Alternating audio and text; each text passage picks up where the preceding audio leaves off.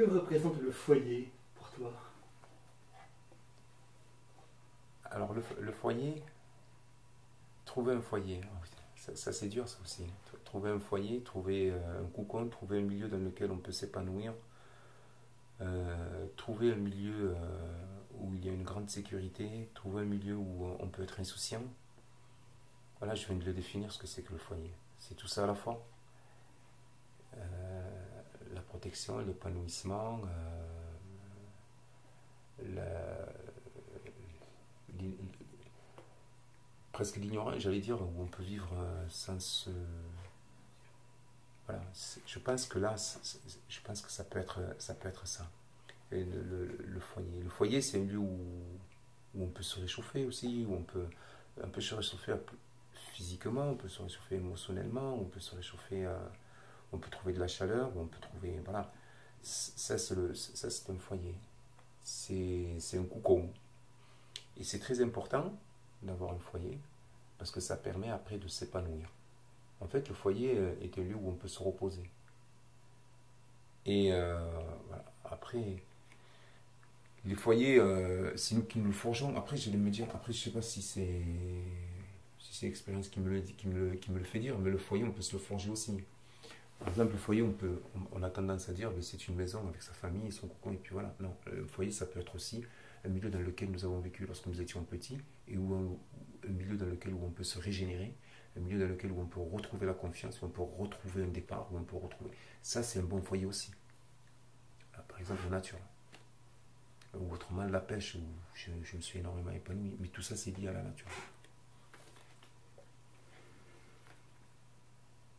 Pour toi, qu'est-ce que devenir père? Alors, devenir père, alors c'est assez compliqué aussi. Moi, je me souviens quand j'étais petit, je faisais de la sculpture aussi. La sculpture sur bois. Et tout à l'heure, je vous avais parlé aussi de la terre glaise pour fabriquer des cruches, des vases, des assiettes.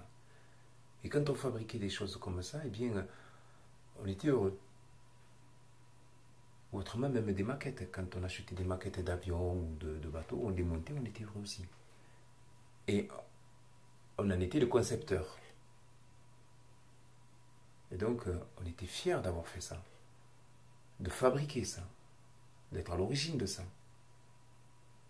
Et donc, c'est un sentiment de réjouissance. Par contre, lorsque quelqu'un passait derrière pour le casser, là, c'était quelque chose qui vexait. C'est quelque chose qui rendait furieux. C'est quelque chose qui si on ne se retenait pas, derrière, on crée un malheur vis-à-vis de la personne euh, qui avait agi de la sorte, qui avait détruit ce que nous avions construit. Je pense que c'est ça, être père. Ça, c'est une chose. Être père, c'est faire quelque chose. La conception de quelque chose, en tout cas. Et que l'on n'aimerait pas que l'on nous enlève. Donc voilà comment je peux définir ce qu'est père. Après, il y a les responsabilités. Être père, c'est aussi être responsable. Mais être responsable vis-à-vis de quoi? Vis-à-vis de ce que nous avons construit, de ce que nous avons fait.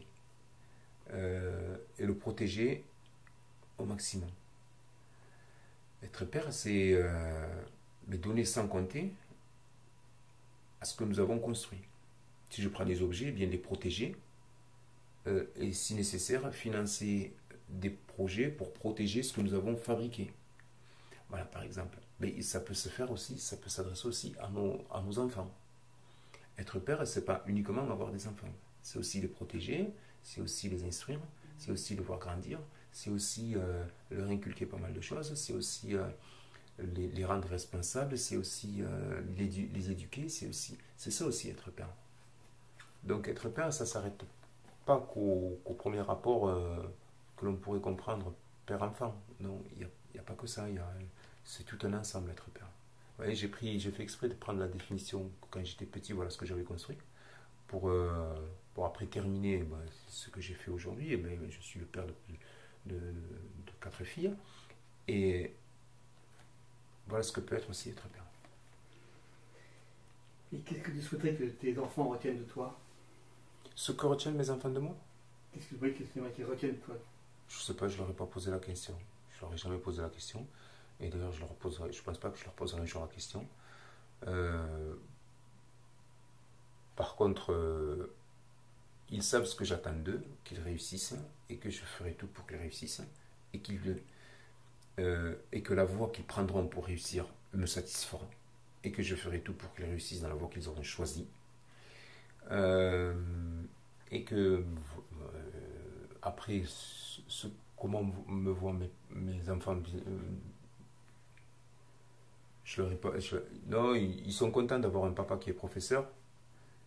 Certainement, ils sont contents d'avoir un papa qui leur a permis de vivre dans une maison. Ils sont probablement contents que je suis prêt à tout leur donner pour qu'ils puissent réussir. Certainement, enfin je pense, hein, je ne sais pas après. Ils sont contents peut-être parce que je me soucie beaucoup d'eux. Après, ben voilà, donc... après, ben, peut-être que c'est moins content parce que des fois je suis assez restrictif. Voilà. Il y a des choses comme ça. Après avoir des enfants qui savent lire, écrire et qui vont très loin dans les études, ça c'est une... Je suis fier, franchement, c'est une fierté personnelle. Alors je sais pas si ça me donne des élans pour la course. Hein. Mais en tout cas, je suis content pour ça. Mais c'est un travail avec ma femme aussi. Donc, et aussi avec mes beaux-parents, avec mes parents. Voilà, donc, enfin, moi tout seul, avoir construit quelque chose tout seul, je ne le crois. Peut-être il y a des choses que j'ai faites, mais je ne sais pas où elles sont, où elles sont perdues dans mon esprit. Mais par contre, construire avec des gens qui m'entourent, ça c'est ça c'est bien, ça oui, oui, parce qu'on l'a fait ensemble. Il y a beaucoup de choses que j'ai réussi à faire et donc je suis heureux. Mais c'est grâce à ma famille et c'est grâce aussi à des gens qui sont extérieurs à ma famille mais qui m'ont entouré pendant très longtemps. Et puis dans mon métier aussi, parce que quand on constate qu'on amène des élèves au bac et qui réussissent ou qui ont un autre examen, avec qui on a travaillé d'arrache-pied et qui se sont investis, ben là aussi, ça fait partie d'une construction à long terme et ça fait plaisir aussi. Bien que je dis toujours,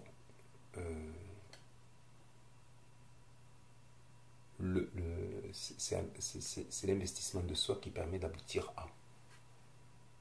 Après, on peut apporter tout ce que l'on veut. On peut apporter le grain au moulin. Si le moulin ne tourne pas, on n'aura pas la farine.